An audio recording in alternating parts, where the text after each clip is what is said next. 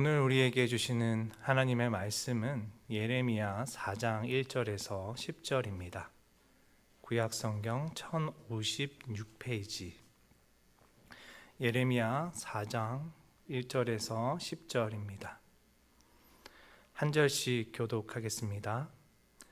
여호와께서 이르시되 이스라엘아 내가 돌아오려거든 내게로 돌아오라.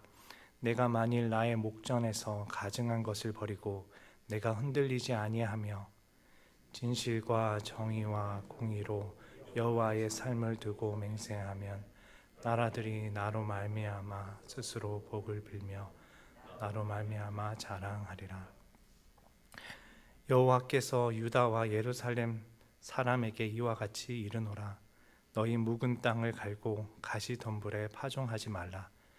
유다인과 예루살렘 주민들아 너희는 스스로 할례를 행하여 너희 마음 가죽을 베고 나 여호와께 속하라. 그리하지 아니하면 너희 악행으로 말미암아 나의 분노가 불같이 일어나 사르리니 그것을 끌 자가 없으리라. 너희는 유다가 선포하며 예루살렘에 공포하여 이르기를 이 땅에서 나팔을 불라 하며 또 크게 외쳐 이르기를 너희는 모이라 우리가 견고한 성으로 들어가자 하고 시온을 향하여 깃발을 세우라. 도피하라. 지체하지 말라. 내가 북방에서 재난과 큰 멸망을 가져오리라. 사자가 그 숯불에서 올라왔으며 나라들을 멸하는 자가 나와 왔으되 내 땅을 황폐하게 하려고 이미 그의 처소를 떠났은즉 내 성읍들이 황폐하여 주민이 없게 되리니 이로 말미암아 너희는 굵은 배를 두르고 애국하라. 는 여호와의 맹렬한 누가 아직 너희에게서 돌이키지 아니하였음이라. 여호와의 말씀이니라. 그날에 왕과 지도자들은 낙심할 것이며 제사장들은 놀랄 것이며 선지자들은 깜짝 놀라리라. 내가 이르되 슬프도소이다. 주 여호와여 주께서 진실로 이 백성과 예루살렘을 크게 속이셨나이다. 이르시기를 너희에게 평강이 있으리라 하시더니 칼이 생명에 이르렀나이다. 아멘.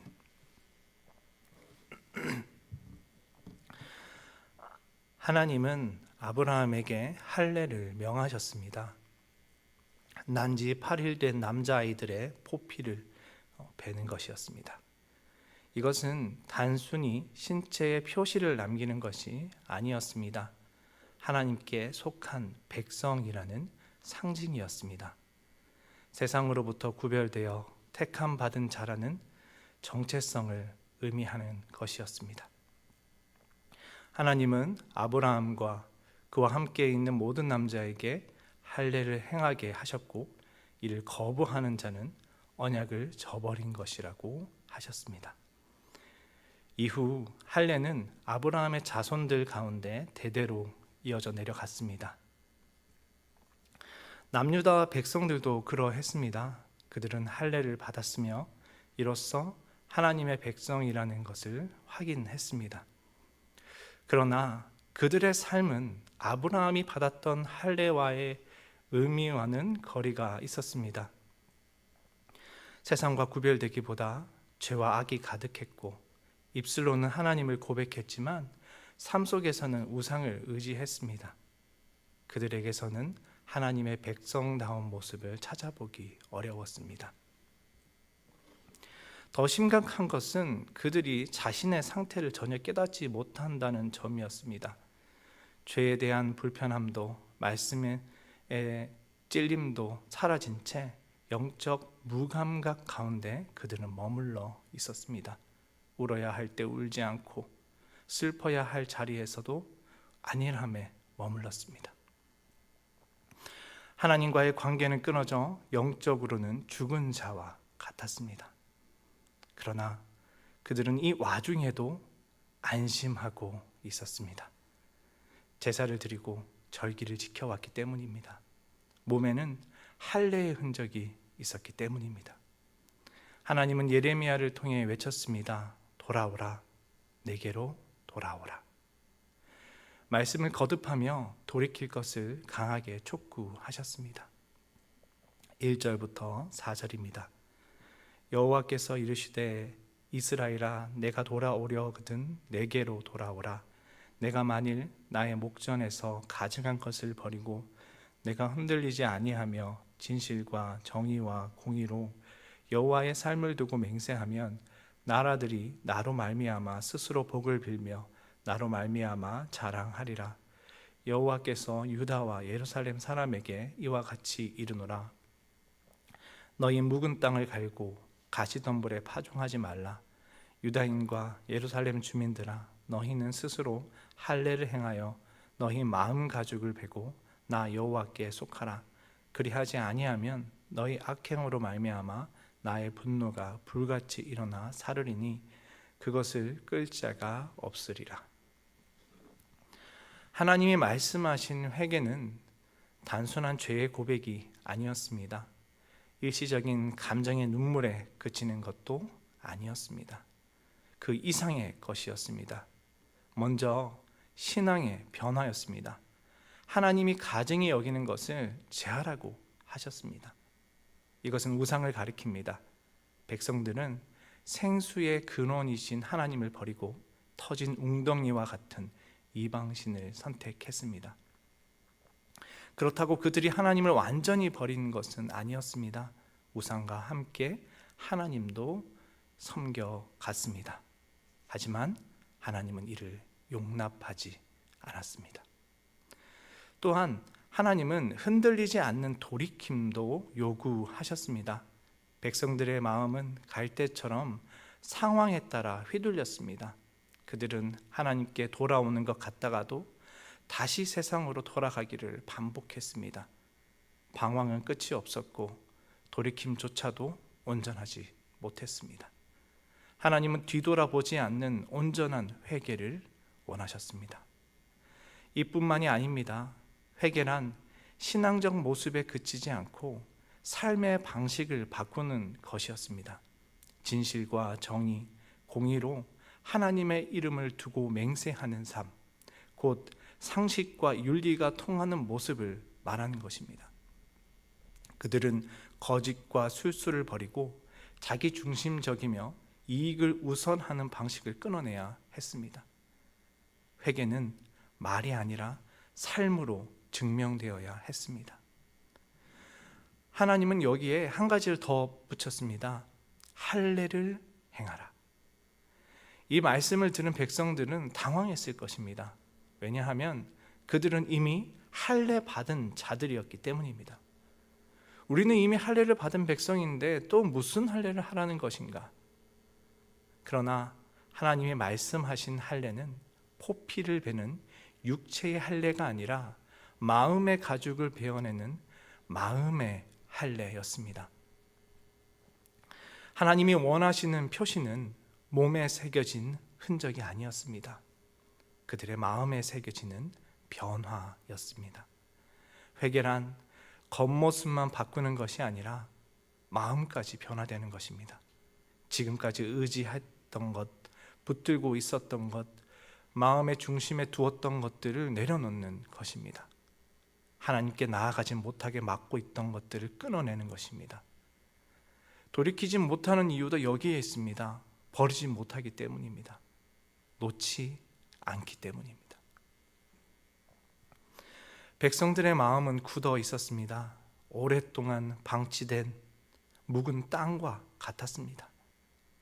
하나님께 돌아오려면 그 땅을 갈아엎어야 했습니다. 굳은 땅에는 씨앗이 뿌리 내리지 못하기 때문입니다. 마음을 갈아엎지 않으면 말씀이 들어갈 자리와 여유는 없습니다. 죄된 습관을 버리고 새 마음으로 다시 시작해야 합니다. 자라난 잡초와 가시덤불을 제거해야 합니다. 그래야 열매가 맺히게 됩니다. 결국 깨어져야 합니다. 찢어져야 합니다. 그래야 살 수 있습니다. 호세아 선지자도 그와 같은 말을 전했습니다. 이스라엘이 하나님을 떠나 끊임없이 음행하며 죄악을 행했던 시대에 하나님은 호세아에게 음란한 여인과 결혼하라고 명령하셨습니다. 호세아는 하나님의 그 말씀에 순종하여 결혼을 했습니다. 결혼 후 그의 아내는 끊임없이 남자들을 찾아 집 밖을 나갔습니다. 그리고 음행했습니다. 호세아는 그런 그녀를 집으로 데려왔습니다. 그때마다 그의 마음은 비참함과 고통으로 가득했습니다. 그의 마음을 더 찢어놓는 것은 아내와 다른 남자와의 관계 속에서 태어난 자녀들이었습니다. 호세아는 자신의 씨도 아닌 자녀들의 이름을 지었습니다. 로암미, 내 백성이 아니다. 로루하마, 국률함을 받지 못한다. 호세아의 아내의 음행은 이후로도 멈추지 않았습니다. 호세아는 그녀를 통해 하나님이 이스라엘을 어떻게 대하고 계신지를 몸소 알게 되었습니다. 그리고 그 심정으로 하나님께 음행하는 자신의 아내와도 같은 이스라엘에게 말씀을 전했습니다. 굳어버린 땅을 갈아엎으라. 만약 남유다가 하나님께 돌이킨다면 회복이 일어날 것입니다. 그들뿐 아니라 열방이 복을 받게 될 것입니다. 이것은 하나님께서 아브라함에게 주셨던 부르심과 같습니다. 하나님은 아브라함을 복의 통로로 부르셨습니다. 또한 이 돌이킴은 열방이 하나님으로 말미암아 자랑하게 만들 것입니다. 여기서 자랑하다라는 말은 히브리어로 할랄로 단순한 자랑이 아니라 찬양한다라는 의미를 담고 있습니다. 하나님의 이름이 열방 가운데 높여지고 세상이 하나님을 찬양하게 된다는 뜻입니다. 이렇게 성도가 돌이키면 세상은 살아납니다. 반면 백성이 만약 하나님께 돌이키지 않는다면 결과는 처참할 것입니다. 그들은 누구도 잠재울 수 없는 맹렬히 불타는 하나님의 진노를 마주하게 될 것입니다. 5절부터 8절입니다. 너희는 유다에 선포하며 예루살렘에 공표하여 이르기를 이 땅에서 나팔을 불라 하며 또 크게 외쳐 이르기를 너희는 모이라 우리가 견고한 성으로 들어가자 하고 시온을 향하여 깃발을 세우라 도피하라 지체하지 말라 내가 북방에서 재난과 큰 멸망을 가져오리라 사자가 그 숯불에서 올라왔으며 나라들을 멸하는 자가 나아왔으되 내 땅을 황폐하게 하려고 이미 그의 처소를 떠났은즉 내 성읍들이 황폐하여 주민이 없게 되리니 이로 말미암아 너희는 굵은 배를 두르고 애곡하라 이는 여호와의 맹렬한 노가 아직 너희에게서 돌이키지 아니하였음이라. 그래서 예레미야는 이를 마주하지 않기 위해 유다를 향해 선포하고 공포하라고 했습니다. 이 땅에서 나팔을 불라 크게 외쳐 전하라고 했습니다. 너희는 모이라 우리가 견고한 성으로 들어가자 시온을 향해 깃발을 세우라 도피하라 지체하지 말라. 이 표현들은 위험성과 긴급성을 나타냅니다. 나팔을 부는 것은 경고를 의미합니다. 긴급한 상황을 알리고 사람들을 불러 모아 견고한 성으로 피하게 하라는 겁니다. 또한 깃발을 시온을 향해 세우라고 하셨습니다. 이 깃발은 신호를 전달하거나 방향을 알려주는 역할을 합니다. 곧 시온을 향해 피하라는 겁니다. 다른 길은 없습니다. 더 이상 지체해서도 안 됩니다. 하나님의 진노가 언제 임할지 알 수 없기 때문입니다. 지금 돌이켜야 합니다. 마치 전쟁의 한 복판에서 탈출을 해야 하는 순간과 같습니다. 망설이는 순간 늦습니다. 우물쭈물하는 사이 모든 것이 무너질 수 있습니다. 살고자 한다면 돌아와야 합니다. 이것은 생사의 문제입니다.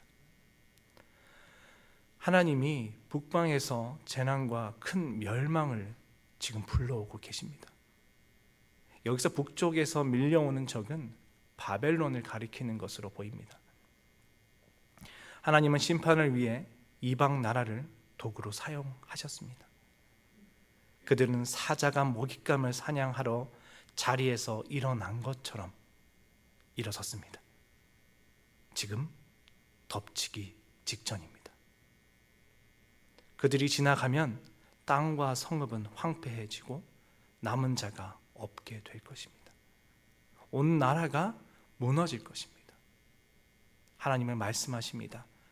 굵은 베옷을 두르고 애곡하라. 하나님의 진노가 아직 돌이키지 않았기 때문입니다. 이 말씀은 단지 너희, 그들, 곧 백성을 향한 외침일 뿐 아니라 그 가운데 서 있는 예레미야 자신의 운명까지 포함한 예레미야의 탄식이었습니다. 예레미야는 백성과 자신을 분리하지 않았습니다. 같은 죄의 자리, 같은 심판의 자리에서 함께 울고 있었습니다. 아직 회개가 이루어지지 않았기 때문입니다. 하나님께 돌아오라고 부르짖고 있지만 아무런 소용이 없습니다. 9절부터 10절입니다. 여호와의 말씀이니라. 그날에 왕과 지도자들은 낙심할 것이며 제사장들은 놀랄 것이며 선지자들은 깜짝 놀라리라. 내가 이르되 슬프도소이다. 주 여호와여, 주께서 진실로 이 백성과 예루살렘을 크게 속이셨나이다. 이르시기를 너희에게 평강이 있으리라 하시더니 칼이 생명에 이르렀나이다. 이런 상황에서도 남유다는 여전히 안하무인이었습니다. 그들 가운데 거짓 선지자들의 소리에 귀를 기울였기 때문입니다. 아무 걱정하지 마라. 너희에게 평강이 있으리라. 이 달콤한 말에 왕과 고위 지도자들, 제사장과 선지자까지 속아 넘어갔습니다. 모두 착각했습니다. 평강하다 믿었지만 알고 보니 칼이 목에 닿아 있습니다. 그들은 전혀 눈치채지 못했습니다. 만약 하나님의 심판이 실제로 행해졌다면 그들 모두가 충격에 휩싸일 것입니다. 왕과 지도자들은 낙심할 것이고 제사장은 놀랄 것이며 선지자는 당황할 것입니다. 그때는 이미 늦었습니다. 그날이 이르면 현실을 부정하고 싶어도 후회하고 싶어도 돌이킬 수 없습니다. 예레미야는 하나님께서 이 백성을 속이셨다라고 했습니다. 하나님은 아합 왕을 심판하실 때 거짓 선지자들을 통해 그가 미혹되도록 내버려 두신 적이 있습니다. 백성들이 듣고 싶은 말만 듣다가 멸망에 이르게 되는 것입니다. 여기서 이 백성이란 표현을 썼는데 이 호칭은 하나님과 백성 사이에 멀어진 거리를 보여줍니다. 남유다에 이를 재앙을 다른 누구도 아닌 하나님이 일으키실 것입니다. 그렇기에 이를 막을 자는 아무도 없습니다. 하나님을 버린 곳에, 언약을 파괴한 곳에, 우상을 제하지 않는 곳에 희망이 없습니다. 멸망의 문턱에 서 있는데도 불구하고 백성들은 욕망의 발걸음을 멈추지 않았습니다. 이 상황을 바라보던 예레미야의 마음이 무너져 내렸습니다. 그는 말씀을 듣지 않는 백성을 향해 깊이 탄식했습니다. 슬프도소이다. 막고 싶지만 막을 수 없고 돌이키게 하고 싶지만 돌이켜지지 않는 그 현실 앞에서 그런 눈물을 보였습니다. 예레미야는 그들을 막아설 수 없는 자신의 무력감 앞에서 아무 말도 할 수 없었습니다. 기도하겠습니다. 하나님 아버지, 굳어진 우리 마음을 찢어 주옵소서. 가슴 깊은 곳에 자리했던 우상을 내어버리고 하나님께로 돌이키게 하옵소서. 입술의 고백을 넘어 마음의 포피를 제하게 하옵소서. 그리하여 우리 가정이 변화되게 하옵소서. 하나님이 보시기에 아름다운 가정, 건강하고 구별된 가정이 되기 원합니다. 아내는 자기 남편에게 죽게 하듯 순종하고 남편은 자기 아내를 사랑하며 그리스도의 사랑으로 충만한 우리 되게 하옵소서. 또한 하나님 앞에 신을 벗고 나아가오니 가족에게 마땅한 도리를 다하며 살도록 저희를 채워주시고 만져주옵소서. 예수님의 이름으로 기도드립니다. 아멘.